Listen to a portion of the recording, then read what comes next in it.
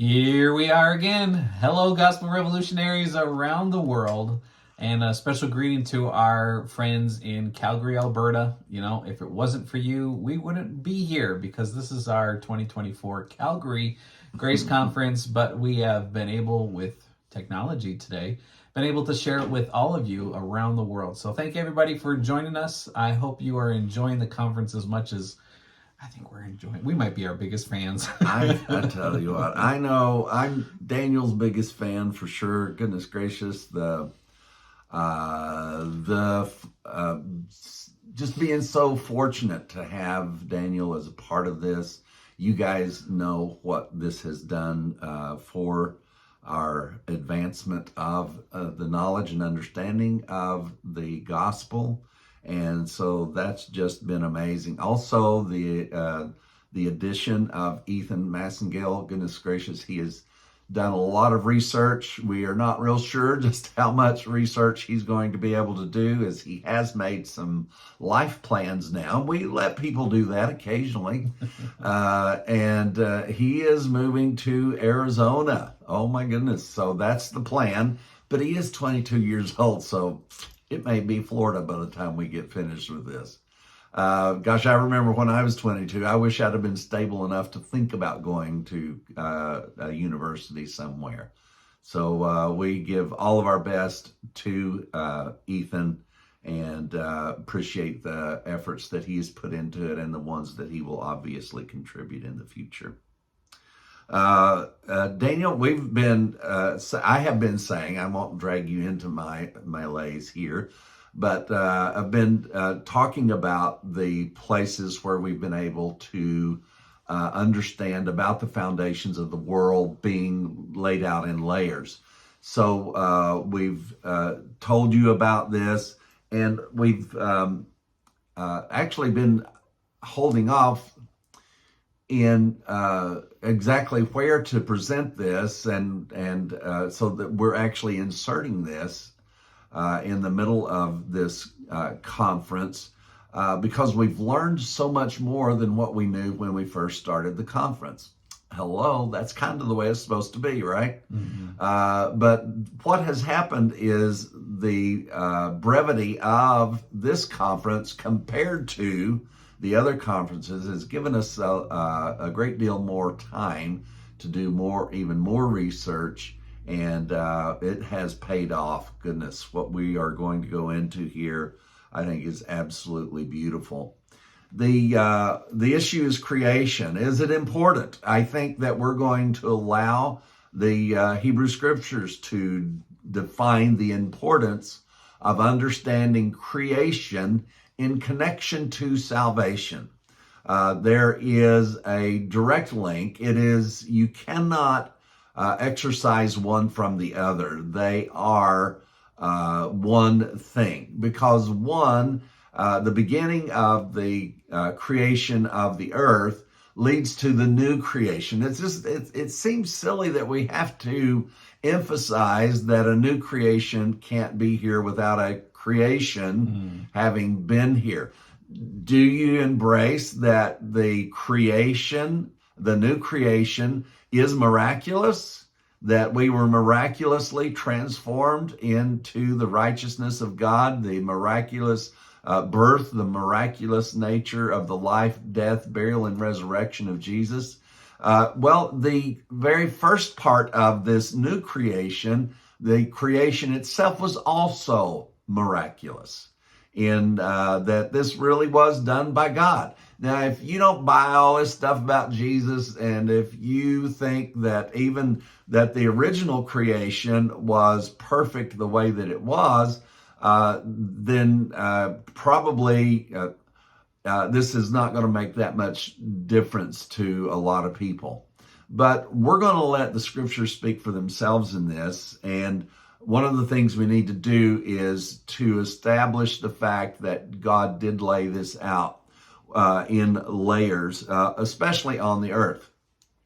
We already have given you a lot of information. There's a lot of information yet to come in the rest of the sessions as we continue our learning in this.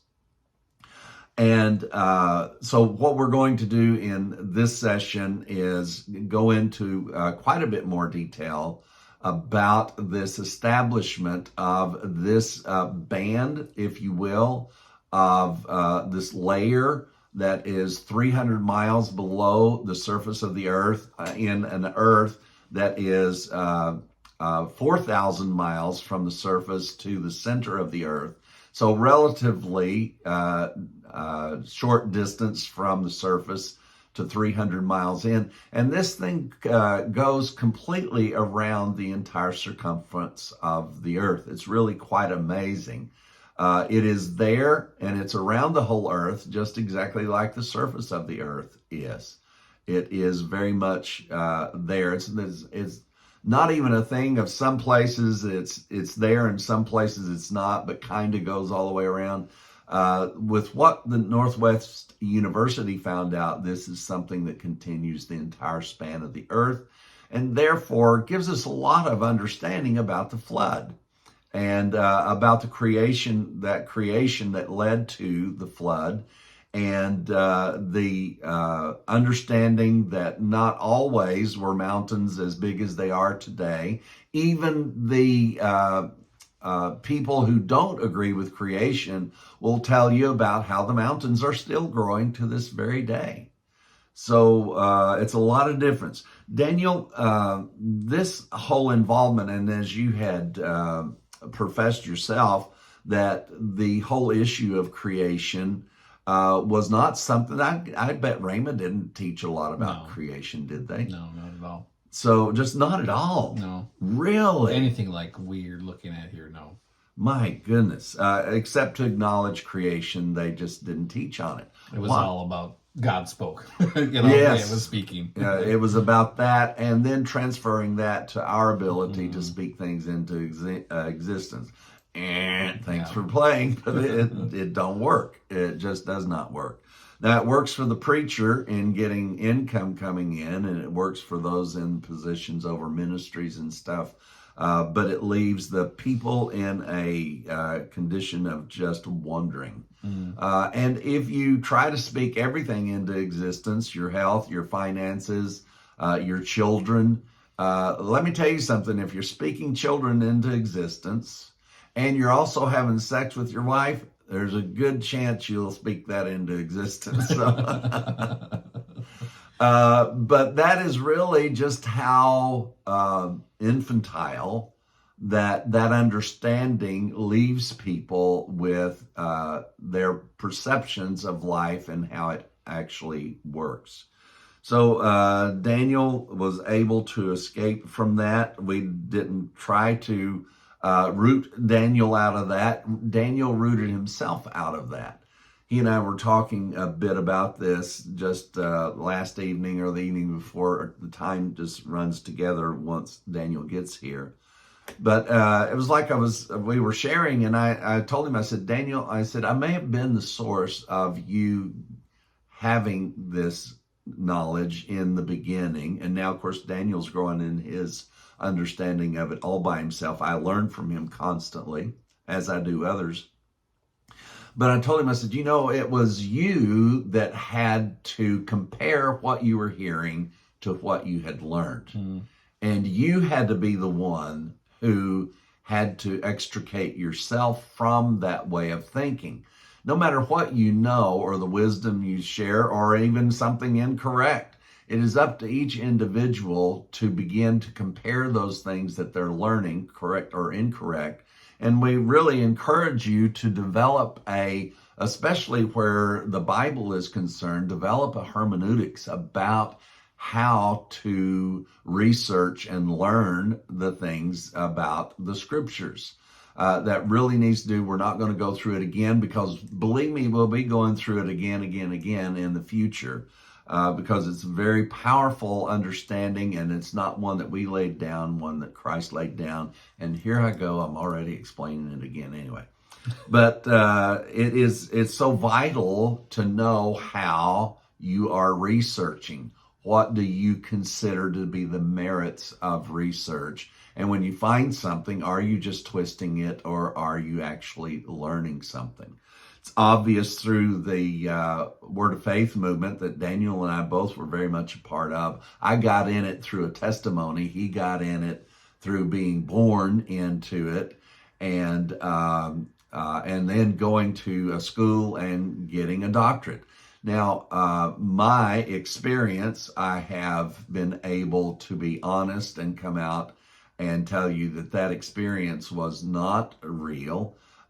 Sincere people were trying to help, and there's a lot of things that benefited my life from that because I have something to compare the truth to. Honestly, is one of the major ways that it has helped me. And as we have both been involved in that, and then Daniel from the experience of being raised in a mindset, he was raised in this, and then going into school and getting a doctorate in this doctrine. And here we sat together, one who taught it because of an experience that I had in the Word of Faith movement, and Daniel, one who was born into the family of a Word of Faith minister, and also went and got a doctorate in the school for the Word of Faith movement and became a pastor. So we do have some knowledge about what we are talking about in comparing the gospel to these things. So as we look at this, it becomes important to understand, why is creation important? Is it at all? I think you can see from Daniel's experience in the Word of Faith movement, and you'll find this throughout all doctrines, they don't have a real big need to go into creation. Because what you're going to learn through this conference is that creation kind of guides the understanding of everything. Mm-hmm. And that it is understanding creation and also the process of Genesis and the process that led to the flood, and from the flood and the changes and all of that led to the new creation that makes sense out of this. And it becomes functional knowledge. The thing that everyone is so blown away with about the gospel is nobody's there to tell you what to do. We don't have a set of affirmations. We don't have a set of things you got to do every day. We do recommend that you keep rehearsing in yourself the gospel and listen. I mean, goodness gracious, I listen to the gospel even here by myself. Whenever I have a chance to, because and it's like, Michael, you mean you're listening to yourself? Well, I don't have to listen to myself anymore. I've got Daniel's work and others also to listen to. But it does, it just establishes an ability to have reason and logic that is beyond what I would normally have or normally have had, especially in the past. So as we go into this more about this incredible logic of creation, we're going to start here in Isaiah chapter 48, and I'm going to read verse 13, verse 12 and 13. This is Isaiah 48, verse 12 and 13. Hearken unto me, O Jacob, and Israel, my called. I am he. I am the first, I am also the last. Mine hand. Now, what does that mean to be the first and the last? Mine hand also hath laid the foundation of the earth, and my right hand hath spanned the heavens.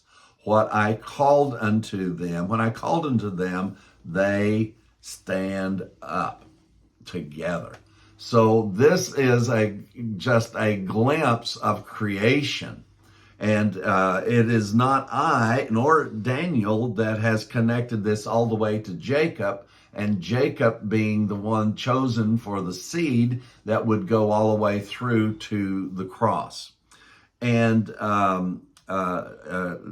this statement that is made here by Isaiah, God speaking through Isaiah, said it was God who laid the foundation of the earth. Now, the term laid here, to lay the foundation, the term lay or laid is both the same Hebrew word, and it's doisad is the Hebrew word. I'm glad that one was easier than most of them. But this term laid the foundation is throughout the Hebrew scriptures, and it's pertaining to multiple different subjects.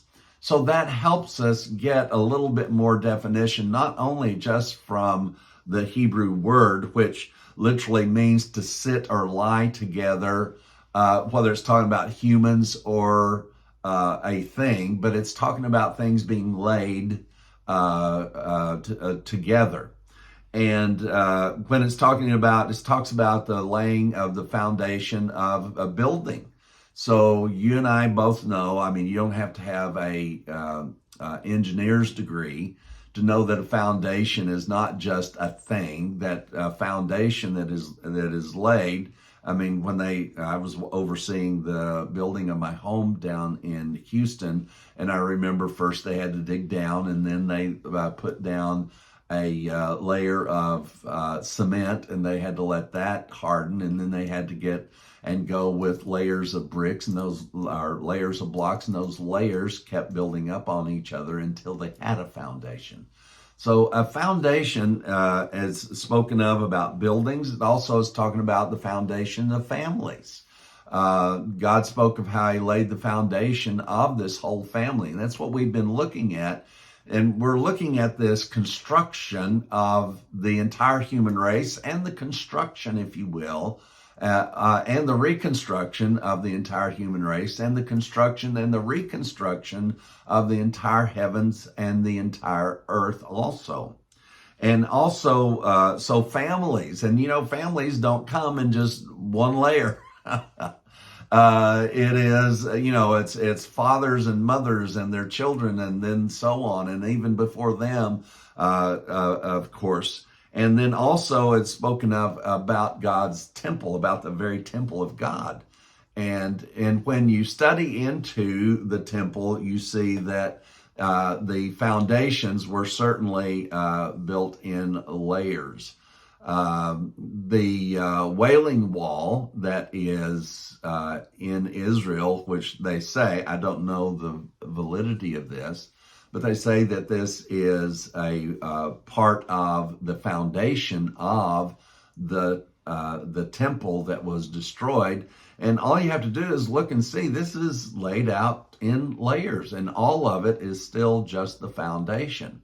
So we have no reason to think that when God is speaking of, by definition of the Hebrew word, that word as far as lay or laid, and the term foundation itself, all give us the incredible ability to see what laying a foundation is. This is not just a one and done thing. This is a process that is done. So when we speak of the laying of a foundation, that becomes very clear for us also. I'm going to go into Isaiah, one of the verses that I taught on. I know that Daniel did also. It's a very powerful and wonderful verse in Isaiah chapter 51, verse 16. And I have put my words in thy mouth, speaking of God and Christ. I have put my words in thy mouth, and I have covered thee in the shadow of my hand, that I may plant the heavens and lay the foundations of the earth, and say to Zion, thou art my people. Now I want you to see how intricately interwoven with Christ, with the chosen people of God, that the whole story is laced together with the foundations of the earth.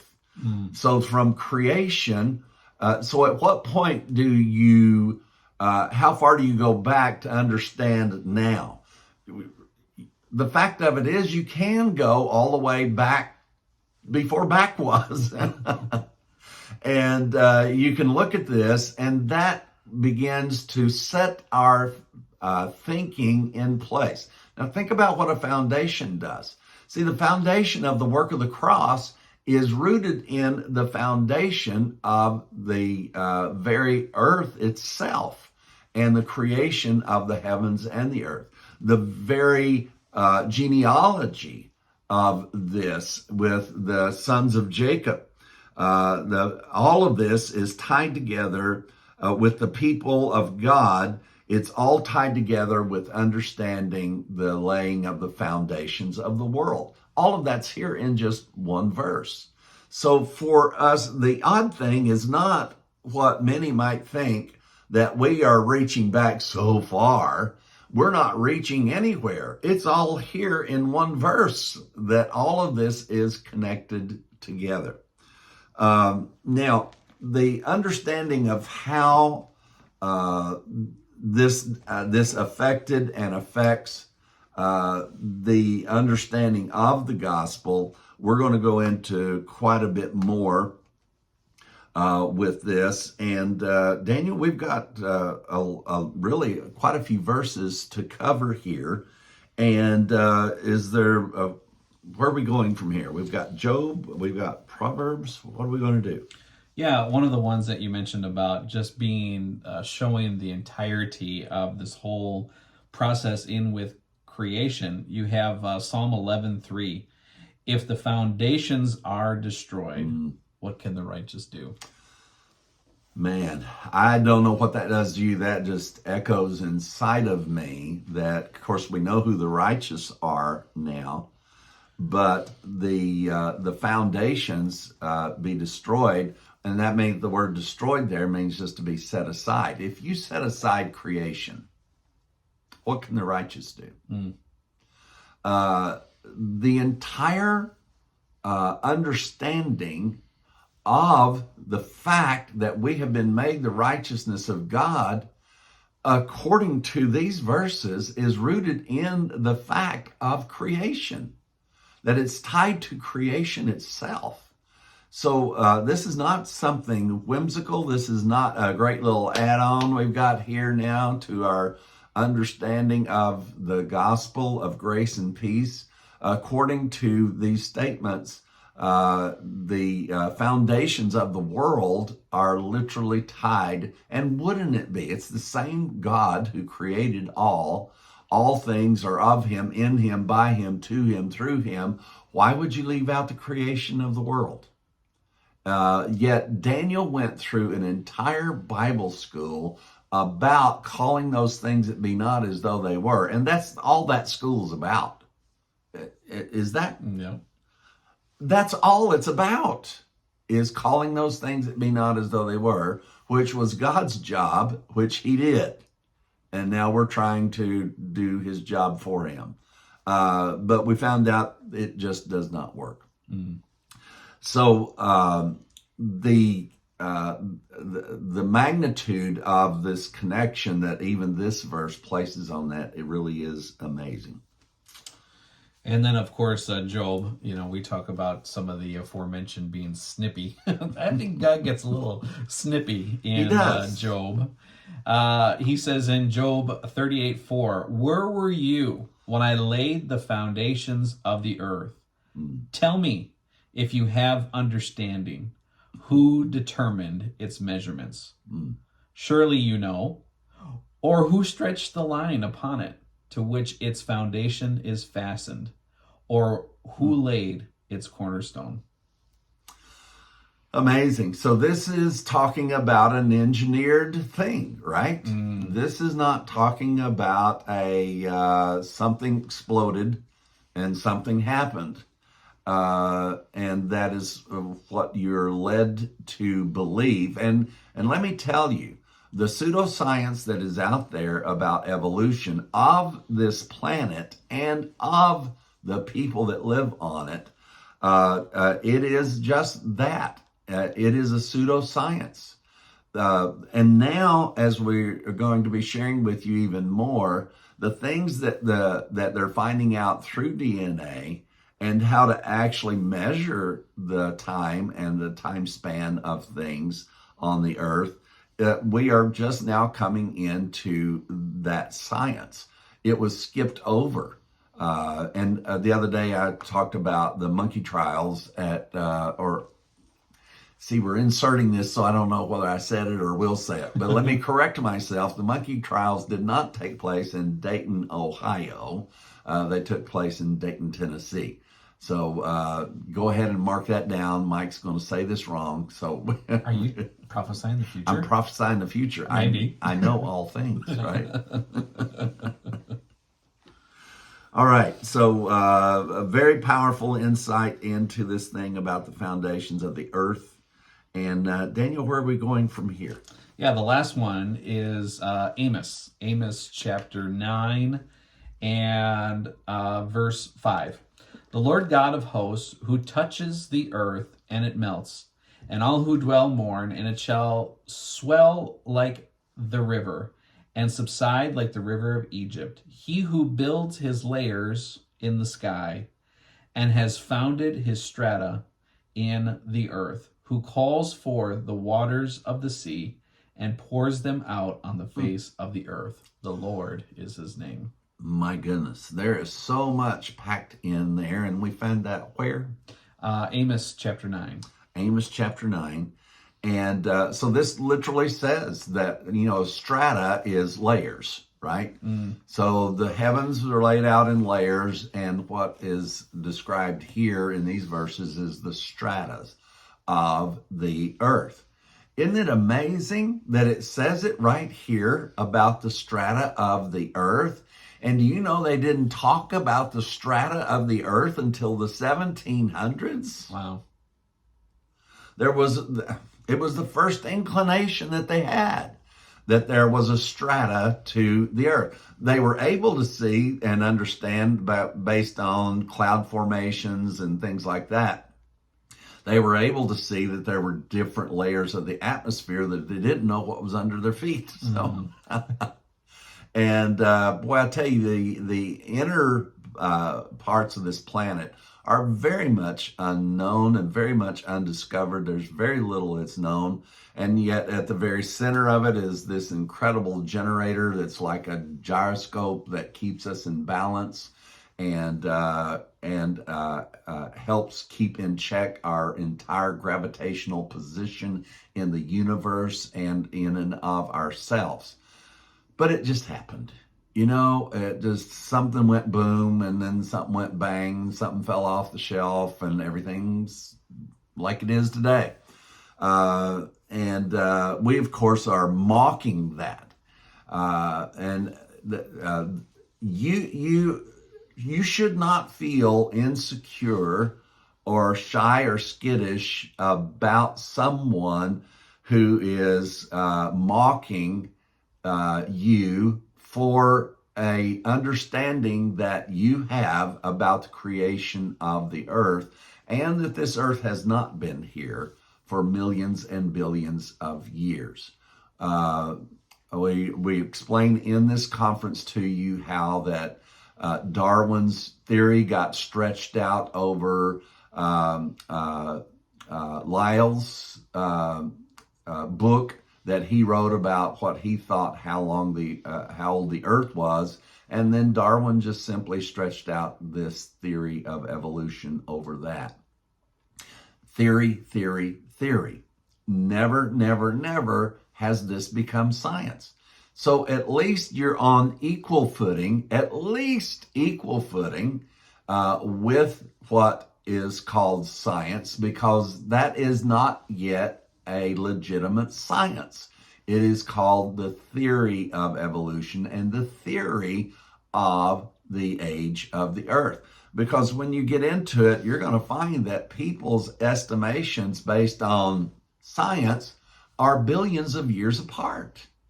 Millions to and including billions of years apart based on the criteria that they apply.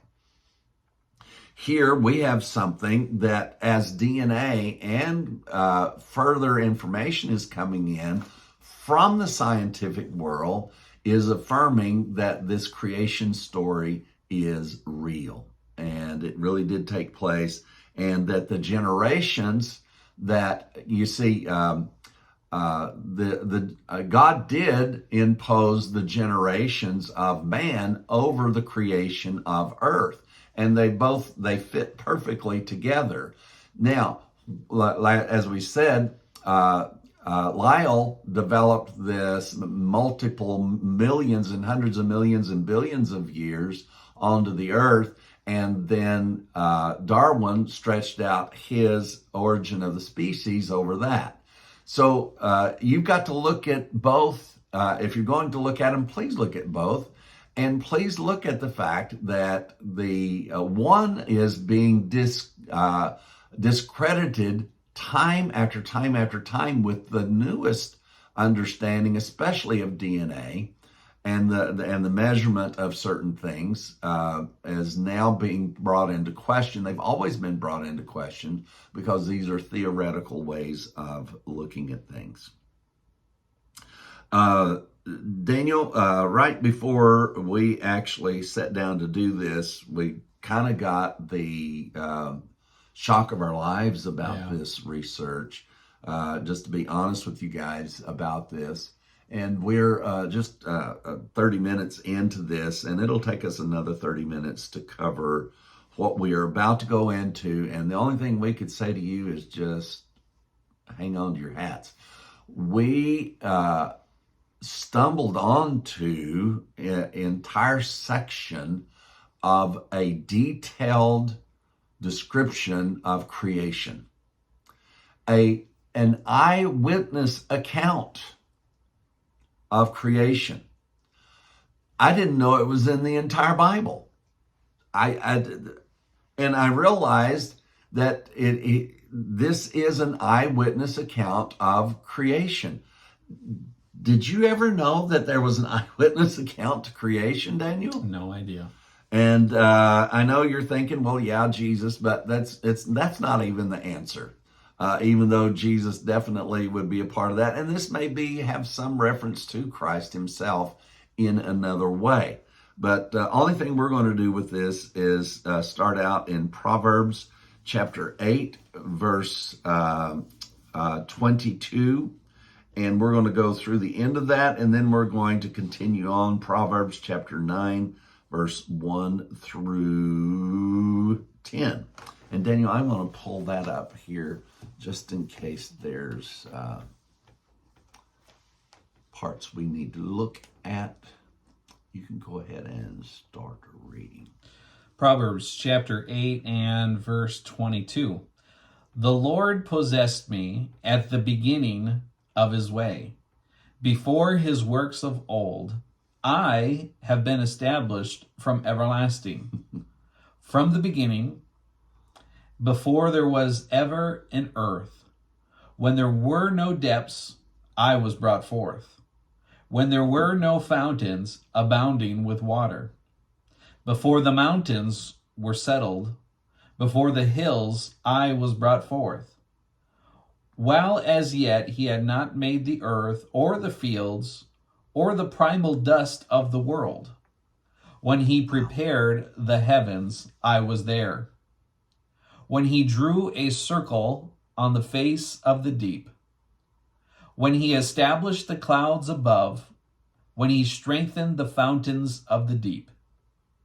When he assigned to the sea its limit, and the waters would not transgress his command. When he marked out the foundations of the earth, then I was beside him as a master craftsman. My.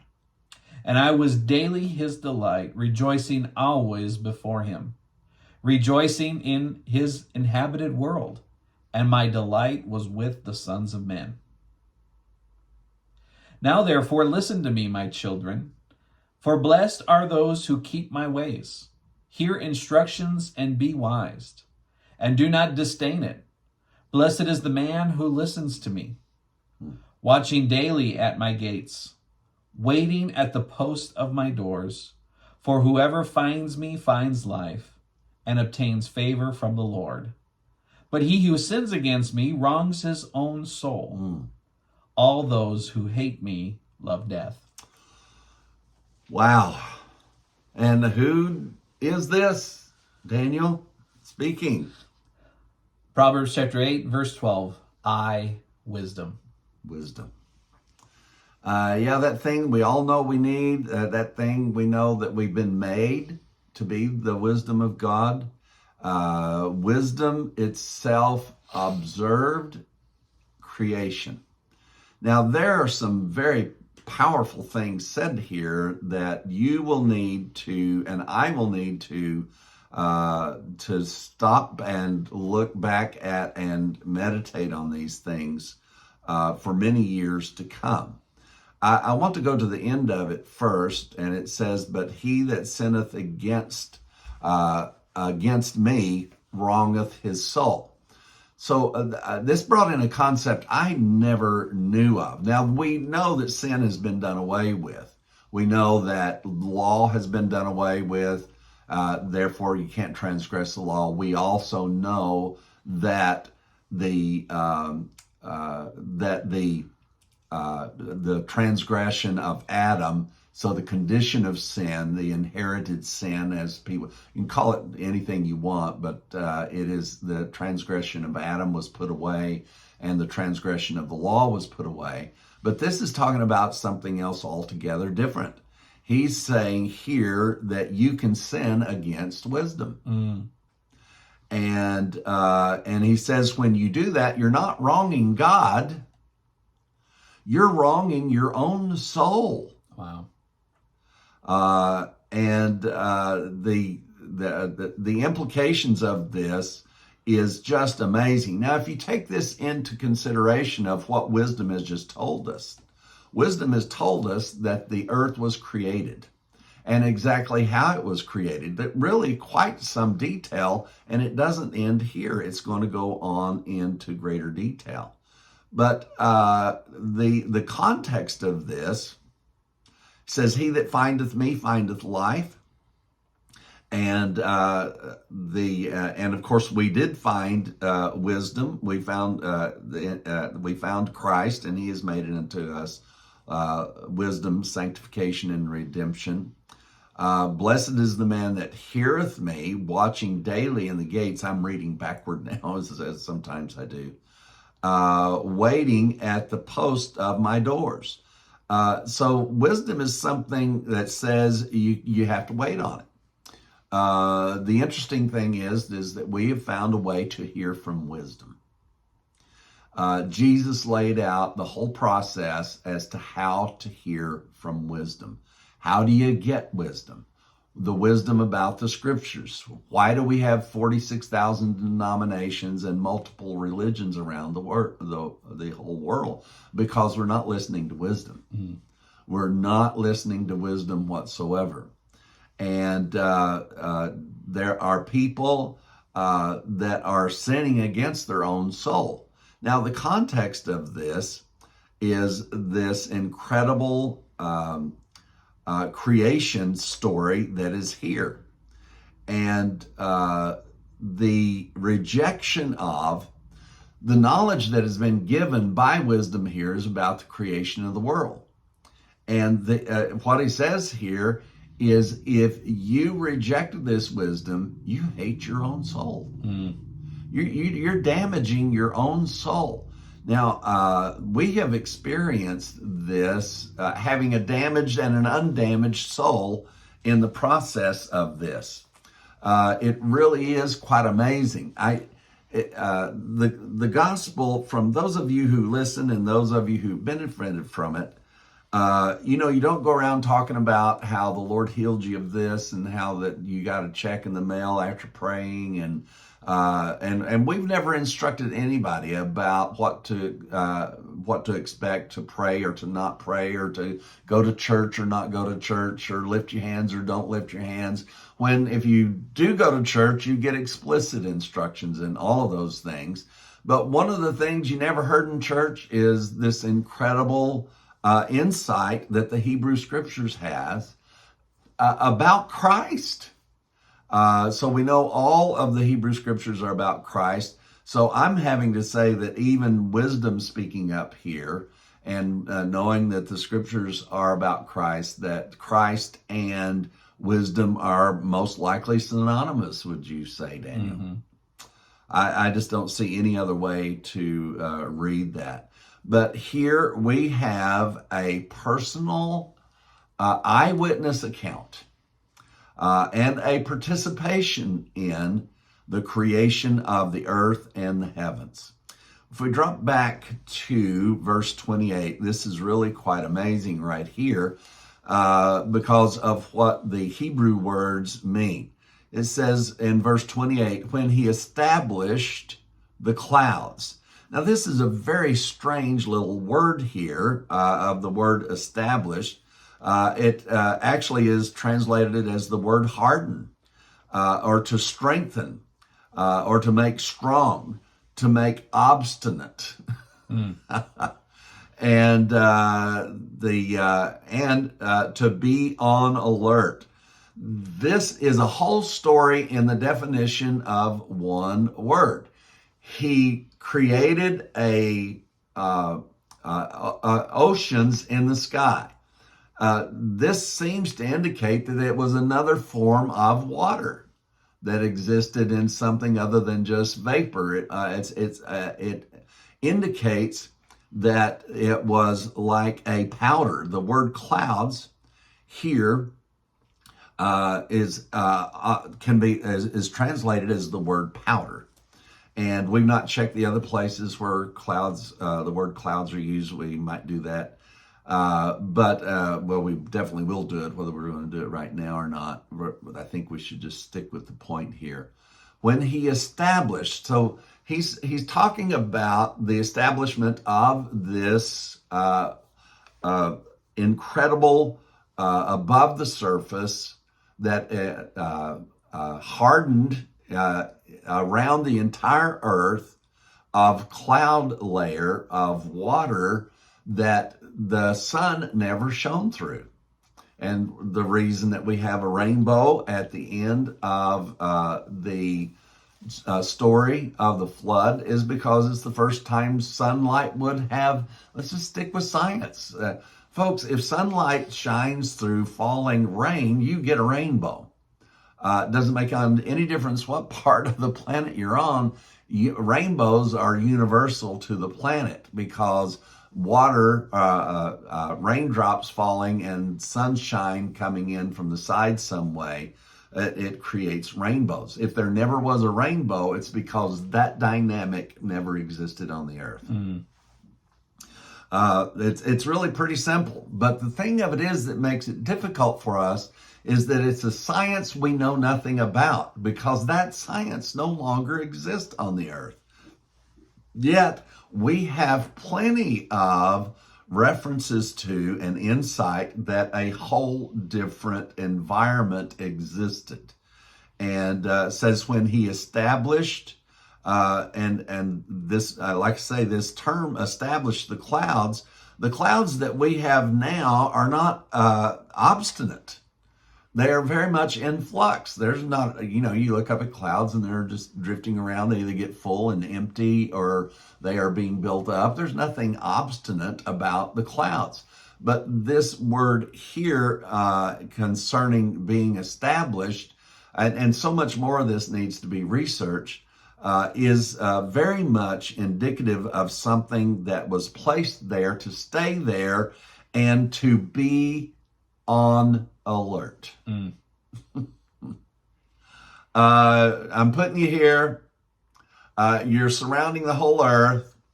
You are water, but you're to stay here and be on alert.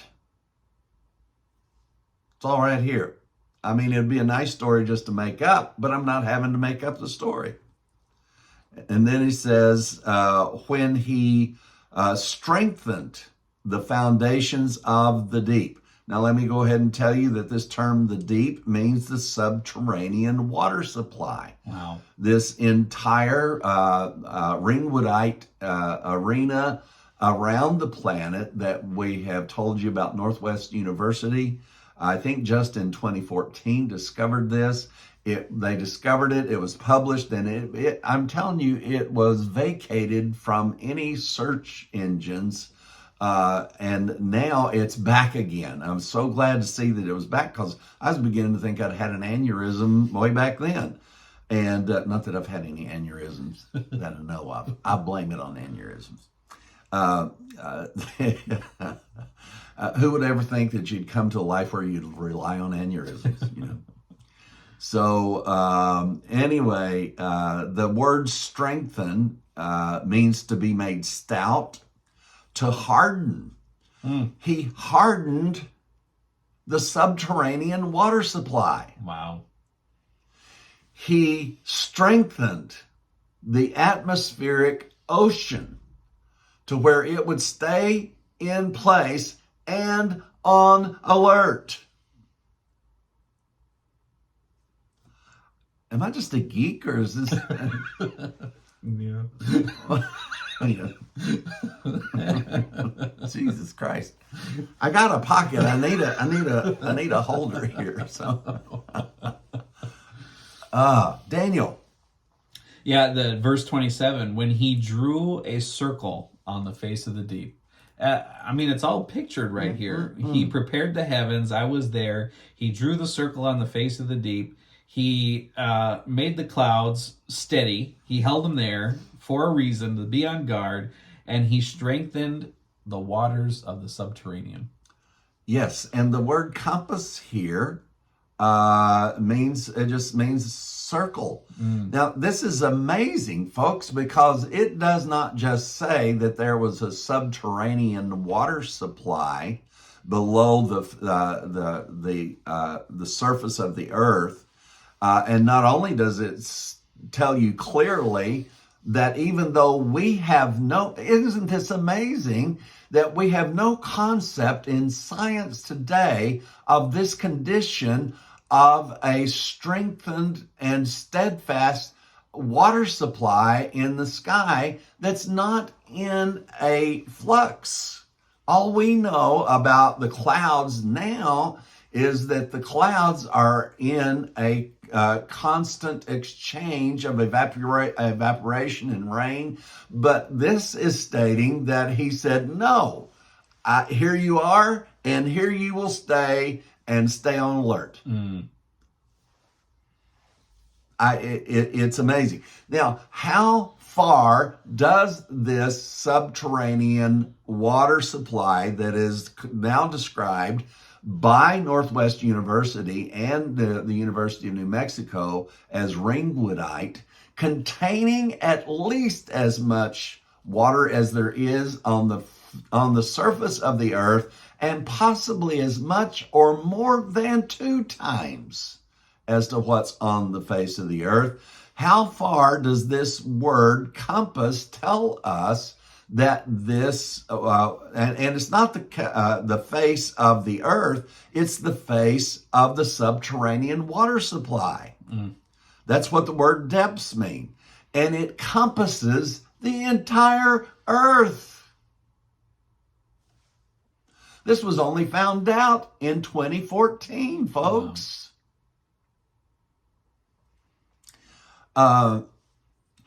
Just send us your check and sign it. We'll decide how much we need. So you don't get this anyplace else. Now, why though, Mike? Why? Gospel. Because this is the wisdom of God in the transition. If we have a new heaven and a new earth, you see Noah and his 8 got off the boat with a new heaven and a new earth. We now have a new heaven and a new earth in which dwelleth righteousness. We now have an earth that has become a part of heaven and a heaven that has become a part of earth. We don't have a God in the heavens because that heaven has become a part of the earth. Doesn't it make sense that that God that was in heaven no longer lives in heaven, and you're not going to heaven when you die? I don't know what happens when you die. It ain't bad though.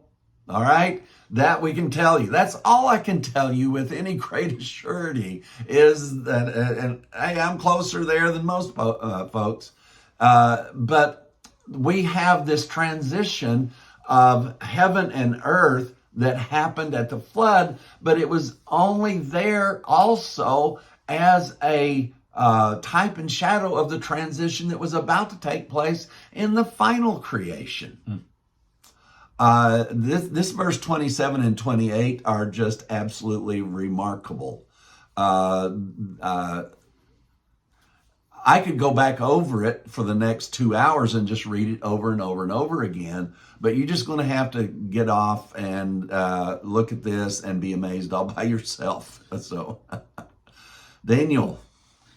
And again, this is wisdom speaking. And what is the influence of wisdom upon us? Again, as we read earlier, but he who sins against me, against wisdom, wrongs his own soul. Wow. And Michael, I think as we get into chapter 9, it kind of paints this picture of where this wisdom of creation should play a part in our life. Wisdom has built her house. She has hewn out of the 7 pillars. She has slaughtered her meat and mixed her wine. She has also furnished her table. She has sent out her maidens and cried out from the highest places of the city. Whoever is simple, let him turn and hear. As for him who lacks understanding, she says to him, come, eat my bread and drink of the wine that I have mixed. Forsake foolishness and live and go in the way of understanding. He who corrects a scoffer gets shame for himself, but he who rebukes a wicked man only harms himself. Do not correct a scoffer, lest he hate you. Wow. Rebuke a wise man, and he will love you. Give instruction to a wise man, and he will be wiser. Teach a just man, and he will increase in learning. A very familiar verse for you. The fear of the Lord is the beginning of wisdom, and the knowledge of the Holy One is understanding. Well, this is just amazing. I mean, wisdom has painted this picture of being constantly available. Wisdom doesn't close the doors and say, come back tomorrow. I'm tired right now. Wisdom is there for you at all times. Now, it is not I, nor is it Daniel, that has connected the accessibility of understanding wisdom, because you've been made the wisdom of God. But the accessibility of understanding wisdom itself has portrayed itself as being logical, based in and rooted in the creation of the earth. That's where its basis is. So once this is settled for you, and we want you to settle this issue of creation, because from there, I'm telling you, that is the thing where that wisdom begins to be able to build. I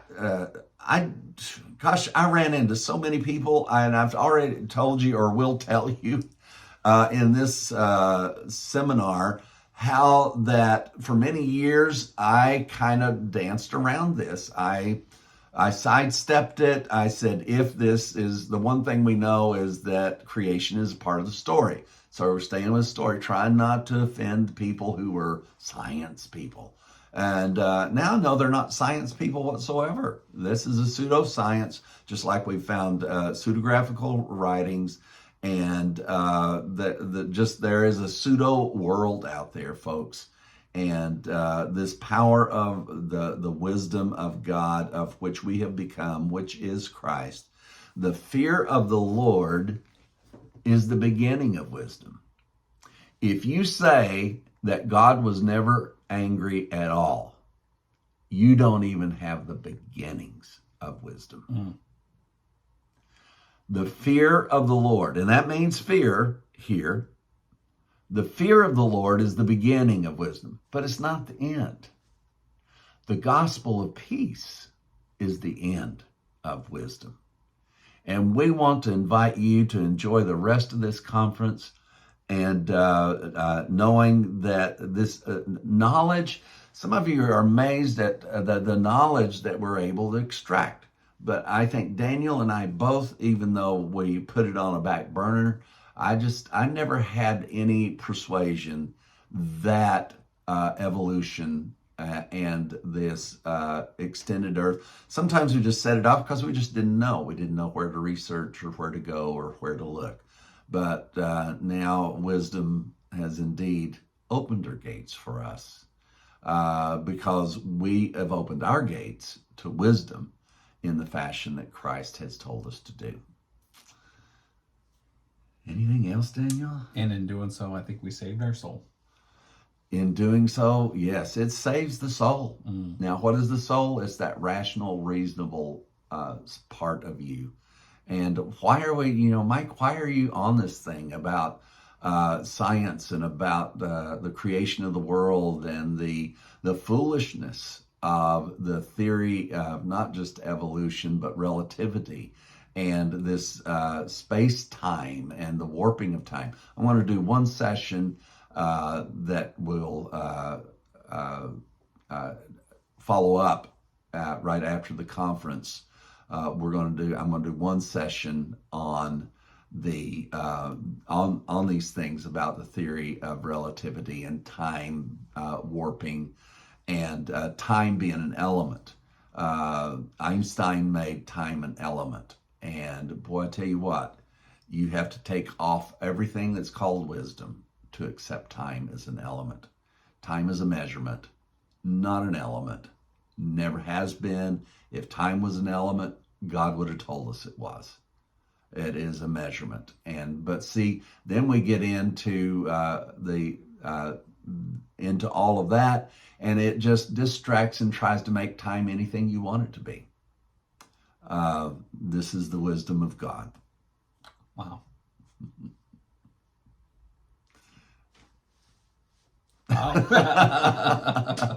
We love you guys. Stay tuned for the next one. Hi, everybody. This is Michael. Thank you so much for being a part of this conference. What a delight. Goodness gracious. Wherever we are in it at this point, we appreciate you being a part of it.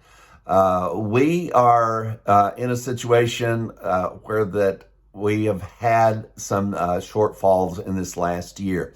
We went for a couple of years where we were able to say, gosh, guys, we've got this. We've got this. Things are covered.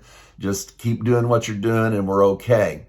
And this past year, we took on more expenses than what we should have, just to be honest with you. I thought for sure we had it all covered. But we are going to have to get back some of the losses that we've had. Our last year's conference, we helped us, of course, once again, a great deal. And this year, those of you there in Canada, we appreciate what you do to always support this. And we're also in pledge drive. So if between the Canada conference and the pledge drive, we really, really, really need to come up with about $20,000. And then Daniel and I can go to Vegas and we can make a lot more. Okay? Help us out.